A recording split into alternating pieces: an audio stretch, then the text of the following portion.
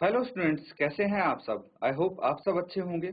ICT virtual classroom में आप सबका स्वागत है। मैं विकास, क्लास 6 का मैथ्स हम कर रहे हैं। चैप्टर है आपका मेंसुरेशन यानी क्षेत्रमिति। इसी चैप्टर को कंटिन्यू करना है और यहाँ पे कुछ क्वेश्चंस हम कर रहे थे पेरीमीटर से रिलेटेड। पेरीमीटर, किसी भी आकृति का पेरीमीटर क्या होता है? जो भी उसकी भुजाएं होती हैं, साइड्स होती हैं, उन सभी का क्या बोलते हैं? योग।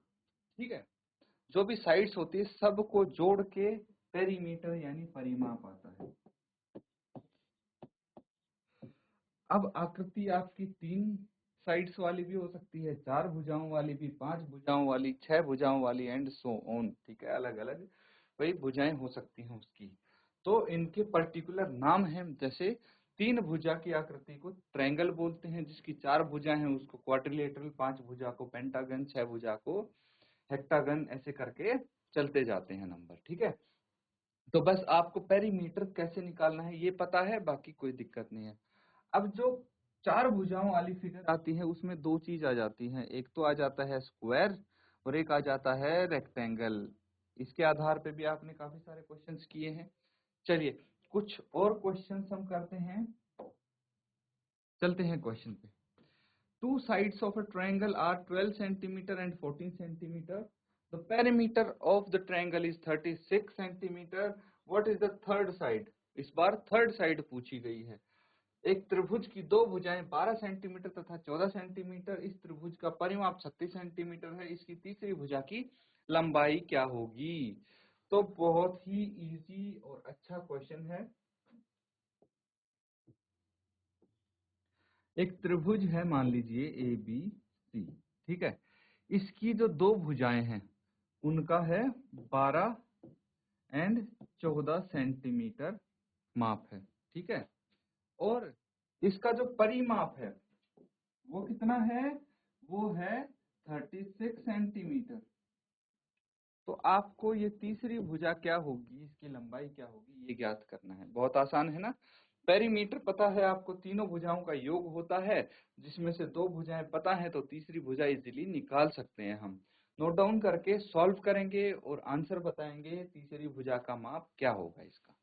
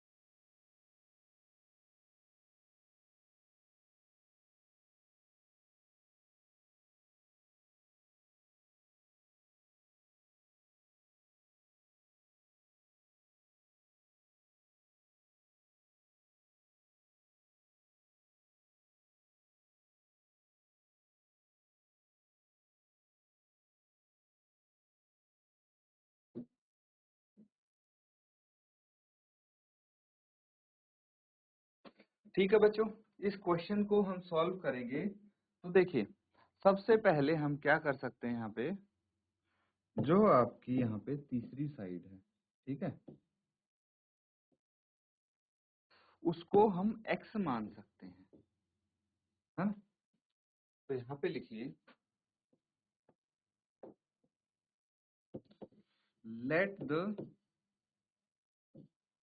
Third side of triangle x centimetre और the two sides of triangle are 12 centimetre and 14 centimetre. ठीक है, तो देखिए तीनों भुजाएं हैं, एक एक्स है, बाकी दो भुजाएं 12 सेंटीमीटर और 14 सेंटीमीटर है। अब क्या आप बता सकते पेरीमीटर क्या होगा? Perimeter of the triangle is 36 centimetre. Perimeter कितना आया इसका? 36 सेंटीमीटर। आपको क्या फाइंड आउट करना है? आपको तीसरी साइड जो कि एक्स हमने मानी थी वो फाइंड आउट करनी है। क्या आप बता सकते हैं किसी भी त्रिभुज का पेरीमीटर क्या होता है? सम ऑफ ऑल साइड्स, है ना। सम ऑफ ऑल साइड्स यानी x plus 12 plus 14 is equal to 36। Add कीजिए इनको, कितना आएगा? 12 प्लस 14 ये हो गया 26 is equal to 36 and x is equal to 36 minus 26 that is 10 centimetre. x कितना आया? 10 सेंटीमीटर। तो आप आंसर लिखेंगे therefore the third side of therefore the third side of the triangle is 10 centimetre. That's it. Note down कर लेंगे इसको, ठीक है बच्चों।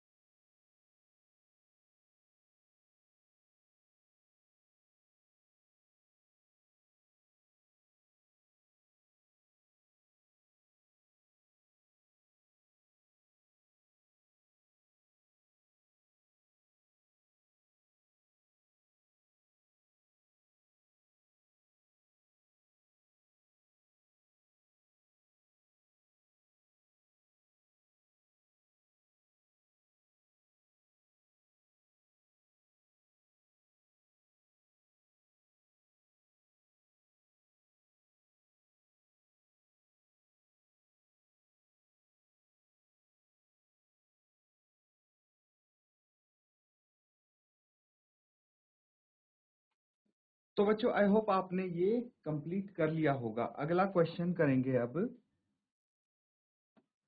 ये है नेक्स्ट क्वेश्चन।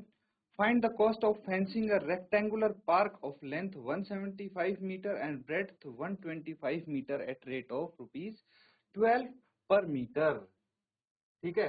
एक आयताकार बगीचा जिसकी लंबाई 175 मीटर तथा चौड़ाई 125 मीटर के चारों ओर 12 रुपए प्रति मीटर की दर से बाड़ लगाने का व्यय ज्ञात कीजिए। ठीक है। तो यहाँ पे एक रेक्टेंगुलर पार्क है, बगीचा है। ठीक है। आयताकार बगीचा है मतलब कुछ ऐसा बगीचा आपको देखने को मिलेगा।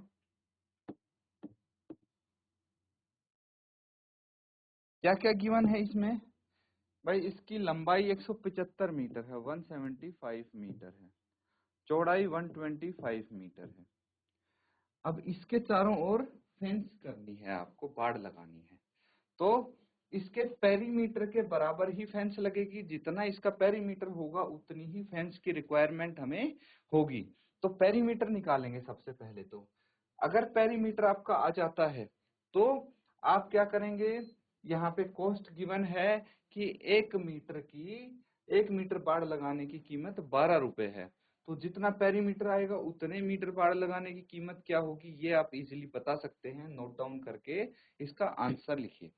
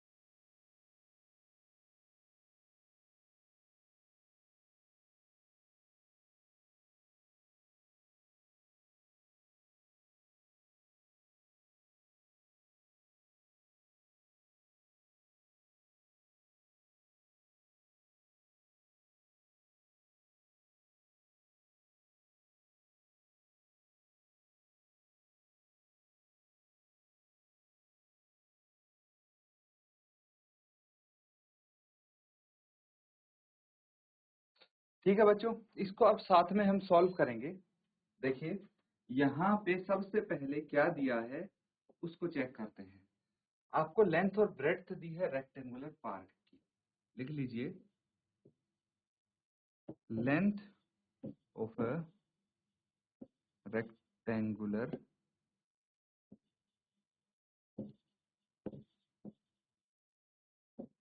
175 मीटर्स। ठीक है, इसके बाद ब्रेड्थ दी है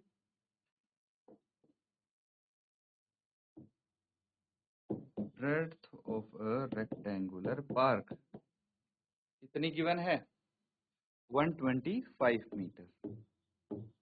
लेंथ हो गई, ब्रेड्थ हो गई, और क्या है पेरीमीटर निकाल लेंगे हम।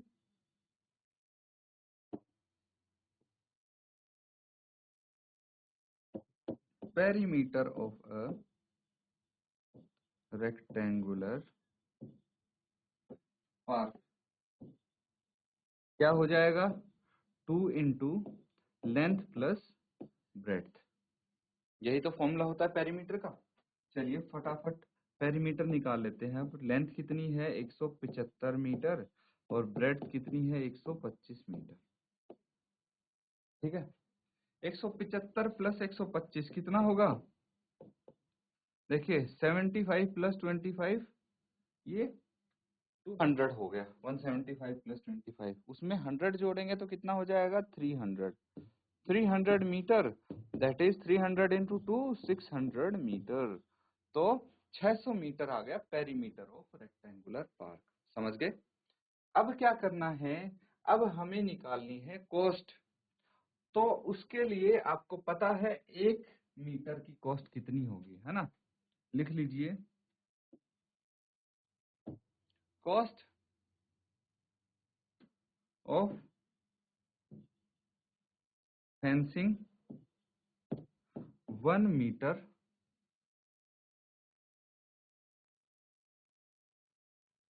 1 metre length is equal to कितना है, 1 मीटर को फेंस करने की कॉस्ट है 12 रुपए। हमें कितनी चाहिए, cost of fencing 600 metre is equal to 12 into 600 rupees 7200। ये इसकी पूरी कॉस्ट आएगी, नोट डाउन कर लेंगे इसको।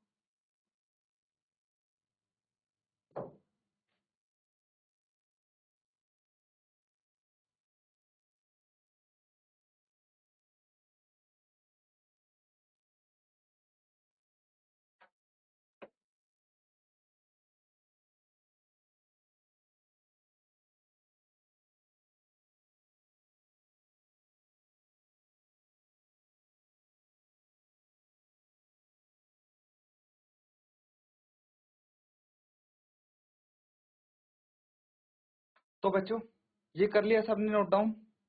एक क्वेश्चन लिखेंगे अब, नोट डाउन कर लीजिए सब।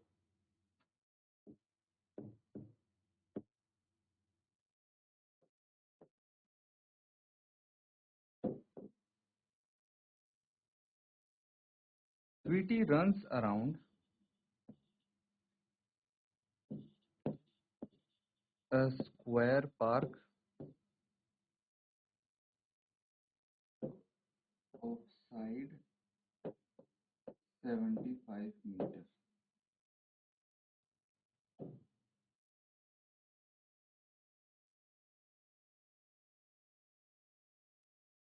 Bulbul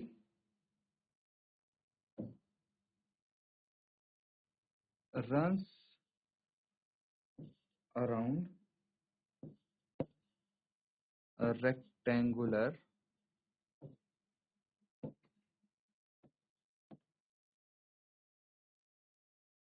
park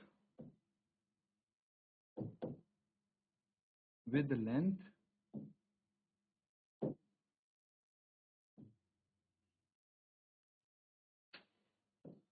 of 60 meter and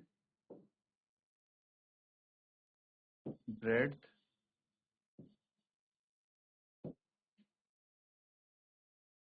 45 meter. Who covers less distance? ये है बच्चों क्वेश्चन आपके लिए। क्या बोला गया है कि स्वीटी और बुलबुल दो लड़कियां हैं। स्वीटी एक स्क्वायर पार्क के अराउंड दौड़ती है, जबकि बुलबुल एक रेक्टेंगुलर पार्क के अराउंड दौड़ती है। ठीक है, तो यहाँ पे सिनेरियो कुछ ऐसा बन रहा है, ये हो गया आपका square park and this is your rectangular park. ठीक है, स्क्वायर पार्क की साइड 75 मीटर्स बोली गई है, जबकि रेक्टेंगुलर पार्क की लेंथ 60 मीटर्स एंड ब्रेड्थ है 45 मीटर। ठीक है, यहां से दौड़ना शुरू करती है स्वीटी।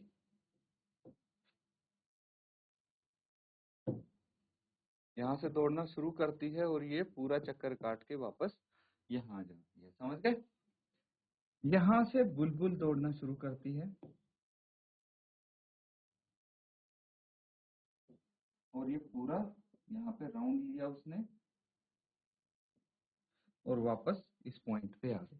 ठीक है, एक एक चक्कर दोनों चीजों का भाई स्वीटी ने और बुलबुल ने मार दिया है, दोनों पार्क का। अब आपको बताना है कि किसने कम डिस्टेंस कवर किया, किसने कम दूरी तय की है। नोट डाउन करेंगे इसको, फटाफट सॉल्व करके आंसर बताएंगे।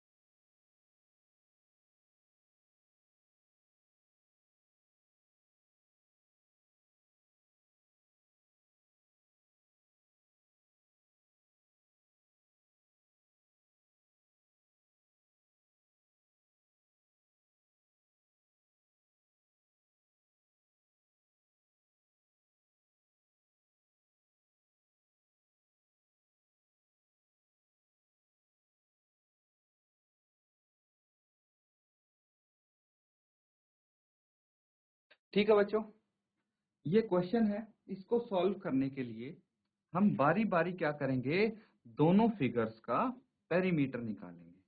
ठीक है, चलिए इसको सॉल्व करेंगे।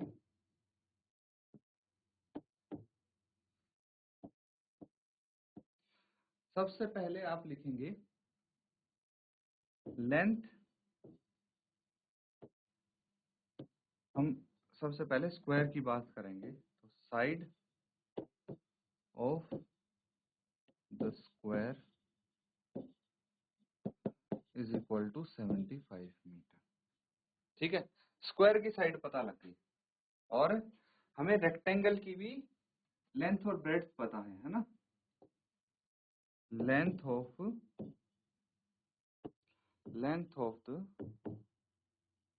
rectangle is equal to 60 meter, breadth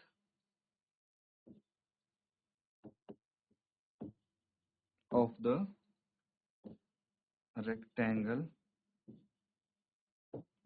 is equal to 45 meter। तो जो जो दिया है सब लिख लिया हमने। अब क्या करना है, अब सबसे पहले तो हमने ये निकालना कि स्वीटी ने कितना डिस्टेंस तय किया, कितनी दूरी तय की है ना, तभी तो पता लग पाएगा कि किसने कम दूरी तय की। तो आप सबसे पहले फाइंड आउट करेंगे distance covered by Sweety. Distance covered by Sweety किसके बराबर होगा? इक्वल्स टू द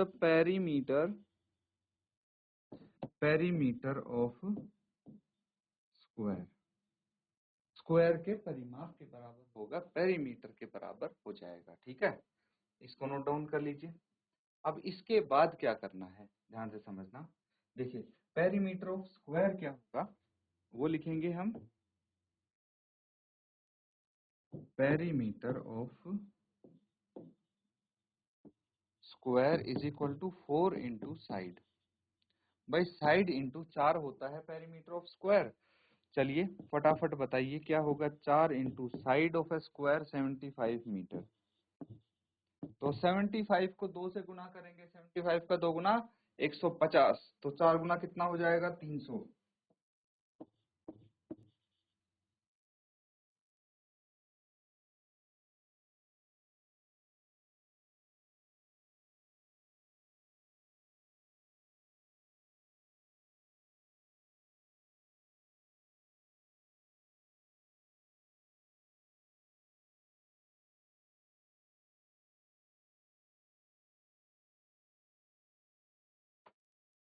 तो ठीक है बच्चों, अब आपने डिस्टेंस कवर्ड बाय स्वीटी निकाल दिया है।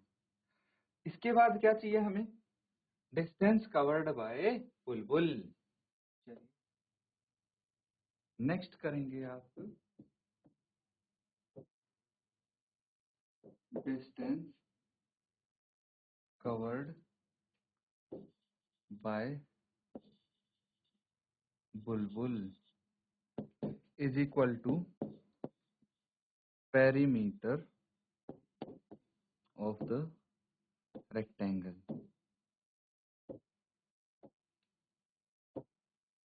ठीक है, आयत का परिमाप निकालेंगे तो वही दूरी उसने तय की होगी। Perimeter of rectangle is equal to 2 into length plus breadth. 2 into length कितनी है 60 मीटर्स, ब्रेड्थ कितनी है 45 मीटर्स, है ना। क्या आ जाएगा ये, देखिए 60 प्लस 45 105 हो जाना चाहिए, है ना। 2 इंटू 105 मीटर्स यानी 210 मीटर आया है टोटल। कितना आया है, 210 मीटर्स आ गया। नोट डाउन कर लिया ये। अब देखिए ध्यान से इसको देखेंगे कि भाई हमारे पास पेरीमीटर ऑफ रेक्टेंगल आ गया 210 मीटर। तो यहाँ पे आप लिख सकते हैं therefore the distance covered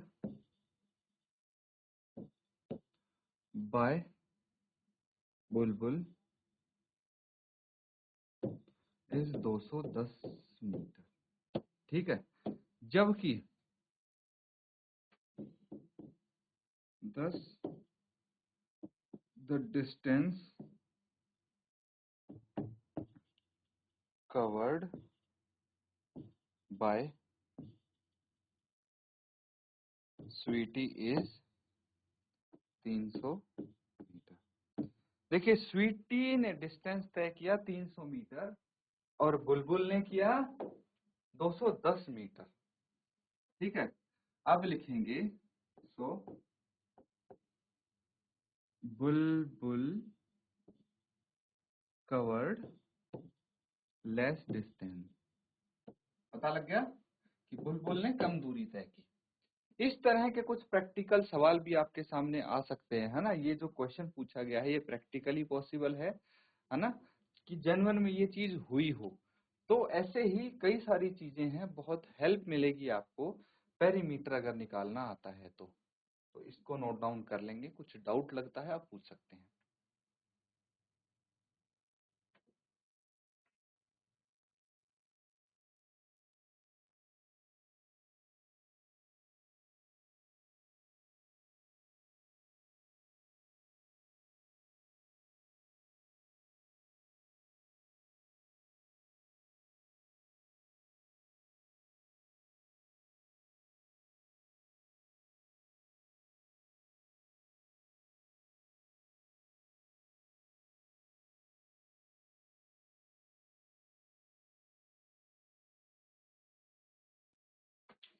तो बच्चों यहाँ पे आपने जो पेरीमीटर सीखा था, ठीक है, उसके बहुत सारे क्वेश्चंस हमने कर लिए हैं, तो उस टॉपिक को यहाँ पे एंड करते हैं और एक नया टॉपिक मैं आपको एक्सप्लेन करने की कोशिश करूंगा, जिसको आप रिवाइज करेंगे अपने होमवर्क में, ठीक है। तो ये टॉपिक होने वाला है आपका एरिया, ठीक है। मेंसुरेशन में एक टॉपिक आपका आता है एरिया, जिसको हम क्षेत्रफल भी बोलते हैं। क्या बोलते हैं? क्षेत्रफल। अब आपके सामने कोई भी आकृति हो, ठीक है, कोई भी आकृति से मतलब कोई भी फिगर अगर हो, क्लोज्ड फिगर, तो एरिया हर फिगर का होता है, हर आकृति का होता है। इसका एरिया क्या होगा? देखिए, जो इसके अंदर, ठीक है, स्पेस दिख रही, जगह दिख रही है, that is it's area. Perimeter तो आपको पता है, जो इसकी बाउंड्री की लेंथ है, दैट इज पेरीमीटर। लेकिन एरिया क्या होगा? जो इसके अंदर का स्पेस है, जगह है, ठीक है। अब जैसे ट्रायंगल आपने किया था, है ना, तो ट्रायंगल का एरिया, इसके अंदर जो स्पेस है, दैट इज एरिया इसका। स्क्वायर, इसके अंदर जो जगह है, उसको, उसका एरिया है, मतलब उसी को एरिया बोलेंगे हम। समझ में आ रही हैं चीजें बच्चों? चलिए, अब हम करते हैं एरिया ऑफ अ स्क्वायर, ठीक है। वर्ग का क्षेत्रफल क्या हो सकता है? Area of square. देखिए, स्क्वायर का क्या पता है आपको? स्क्वायर के बारे में क्या चीज पता है? कि इसकी जो भी साइड्स हैं वो इक्वल होंगी, है ना, इक्वल होंगी, सभी भुजाएं समान होंगी, ये पता है हमें। तो जब पेरीमीटर निकालते हैं तो सभी भुजाओं को ऐड कर देते हैं, लेकिन जब एरिया निकालेंगे तो ए इंटू ए, भुजा गुना भुजा, ऐसे निकालेंगे, यानी साइड इंटू साइड, है ना, या फिर भुजा गुना भुजा। समझ में आया? और जो इसकी यूनिट होगी, ठीक है, यूनिट लिखेंगे, वो कैसे लिखेंगे? यूनिट स्क्वायर, ठीक है। ये वर्ग में आएगी। क्यों आएगी? समझना। मान लीजिए इसकी है 2 सेंटीमीटर, ठीक है, इसकी साइड 2 सेंटीमीटर है, तो हमें एरिया निकालने के लिए 2 सेंटीमीटर इंटू 2 सेंटीमीटर करना पड़ेगा। ऐसे ही करते हैं। अब 2 से 2 गुना करके तो 4 आ गए, लेकिन सेंटीमीटर से सेंटीमीटर को मल्टीप्लाई करके सेंटीमीटर का स्क्वायर आता है ना, इसीलिए जो यूनिट आती है इसकी स्क्वायर में आती है। समझ रहे हैं? चलिए, एक टॉपिक और है आपके पास, area of a rectangle. Rectangle का एरिया यानी आयत का क्षेत्रफल। आयत का क्षेत्रफल क्या हो जाएगा? चलिए, आयत देखते हैं। ये आयत हो जाएगा, आयत क्या होता है? इस पे लंबाई होती है, यानी लेंथ होती है, एंड ब्रेड्थ होती है ना। तो पेरीमीटर निकालते हैं 2 इंटू लेंथ प्लस ब्रेड्थ, क्योंकि ये लेंथ हो गई, ये भी लेंथ हो गई, है ना, ऑपोजिट साइड्स इक्वल होती हैं। जब हम एरिया निकालेंगे तो हम इसको लिखेंगे लेंथ इंटू ब्रेड्थ, ठीक है, यानी लंबाई गुना चौड़ाई। नोट डाउन कर लेंगे इसको, इसकी भी यूनिट स्क्वायर आएगा, है ना। इस तरह से एरिया निकाल सकते हैं। इनको नोट डाउन करेंगे, रिवाइज करेंगे, ताकि अगले सेशन में जब क्वेश्चंस हम करें तो इजीली आप इसको समझ पाए।